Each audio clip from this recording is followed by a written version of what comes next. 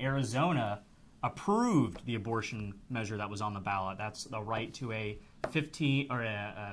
abortions through 15 weeks, and it is something that, again, I do not think will go away as an issue as we move down the line. It might be that we start seeing a similar or a pro-choice movement similar to the pro-life movement that we had after Roe v. Wade.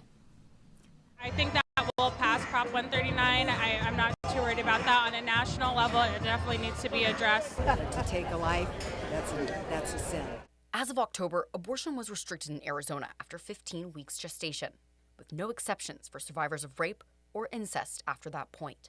And the percentage of rape victims or incest victims is maybe 2%, if that. On those situations, that can be determined by a court. The goal of Proposition 139 was to establish in the state constitution a fundamental right to abortion and prohibit the state from interfering with abortion access before fetal viability. We spoke to Harris supporters at a rally in Phoenix who said abortion rights were their main reason for coming out to vote this election. I have a lot of faith that Arizona, that we'll codify it in our Constitution here, but it needs federal oversight.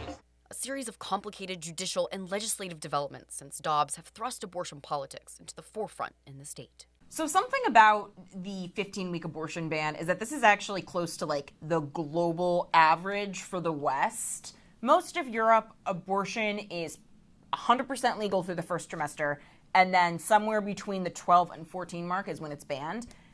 Because the abortion debate is so fraught between two poles of 100% pro-life and 100% pro-choice, it makes it so like the 15-week ban in the U.S. is seen as much more controversial, which is how you wind up with Arizona leaning heavily towards Trump and still, a relatively moderate 15-week ban being overturned.